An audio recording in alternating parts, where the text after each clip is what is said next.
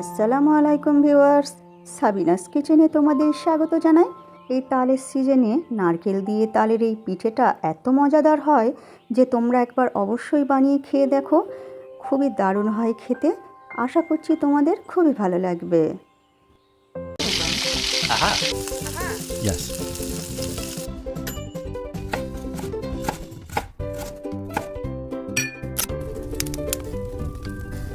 Wow! আমি এখানে 700 গ্রামের মতো ময়দা নিয়েছি। ময়দায় আমি কোনো লবণ মেশাইনি। তালটা যখন ফুটিয়েছিলাম তখন আমি লবণ দিয়ে ফুটিয়েছিলাম, তাই এক্সট্রা লবণ দিইনি। আর এখানে তালটা ভালো করে ফোটাতে হবে, যেন ভালো করে ফুটন্ত গরম থাকে। সেই অবস্থায় অল্প অল্প করে তাল দিয়ে আমি ময়দাটা মেখে নেব। তাল দিয়ে কোনো বাইরের কোনো এক্সট্রা পানি আমি যোগ করব না। তালটা গরম না থাকলে ময়দাটার যে পিঠেটা ঠান্ডা হয়ে গেলে তখন ছিঁড়তেও কষ্ট হবে, কিন্তু গরম তাল দিয়ে মাখলে পিঠেটা নরম হবে। এরপর এখানে আমি একটা পুরো নারকেল নিয়েছি আর অর্ধেক মালা নিয়েছি। মোট 1.5টা নারকেল কুড়ে নিয়ে কড়াইতে দিয়ে মিষ্টিটা তোমাদের পরিমাণ মতো দিও। আমি এখানে মিষ্টিটা বেশি দিয়েছি আর 3টে এলাচ থেঁতো করে দিয়েছি। দিয়ে মিডিয়াম আছে আমি নারকেলটা চিনি দিয়ে ভালো করে ভেজে নেব। অল্প করে একটু লবণ দিলাম স্বাদটা ব্যালেন্সের জন্য। যে কোনো মিষ্টি খাবার একটু লবণ দিলে খেতে ভালো লাগে। চিনিটা গলে গেলে ভাজা হয়ে গেলে নামিয়ে রাখবো। এরপর ওই ময়দার মাখা থেকে ছোট ছোট করে লেচি নিয়ে অল্প করে ময়দা দিয়ে আমি বেলে নেব।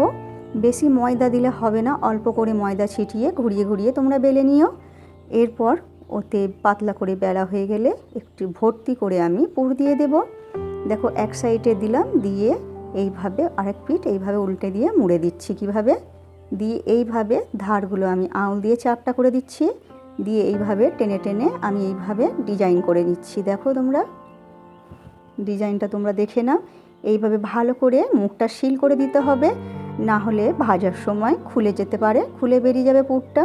আরেকটা তোমাদের করে আমি দেখাচ্ছি। এইভাবে অল্প করে ময়দা দিয়ে আমি বেলে নিচ্ছি। আটা বা ময়দা যে কোনো দিয়ে তোমরা বেলতে পারো। দিয়ে পুর দিয়ে এইভাবে সিল করে দিচ্ছি আমি। তালের সিজনে এই রকম যদি তালের পিঠে নারকেল দিয়ে করা যায় তাহলে এত দারুণ হয় খেতে। তোমরা অবশ্যই একবার বানিয়ে দেখো। আর তোমরা যদি এই তালের সিজনে আর কোনো তালের রেসিপি পেতে চাও সেটাও কমেন্ট করে জানিও। আর এবারে তেল গরম করে মিডিয়াম আঁচ করে দিয়ে আমি এবারে পিঠেগুলো ছেড়ে দেবো এক এক করে, দিয়ে উল্টে পাল্টে লাল করে ভেজে নেব। কিন্তু এই তালের পিঠের একটা সিক্রেট আছে। আমরা এমনি পিঠে গরম গরম খাই, মজা লাগে, কিন্তু তালের পিঠে গরম গরম খেলে তেতো লাগবে। তাই তোমরা তালের পিঠে গরম ভেজেই খেতে যেও না, ঠান্ডা করে খেও, তবেই ভালো লাগবে। এরপর তোমরা পরিবেশন করো তালের পিঠে। আমার রেসিপিটি ফেসবুক থেকে দেখলে ফলো করে দিও, ইউটিউব থেকে দেখলে সাবস্ক্রাইব করে পাশে থেকো। আমার রেসিপিটি শেষ পর্যন্ত দেখার জন্য অনেক অনেক ধন্যবাদ তোমাদের।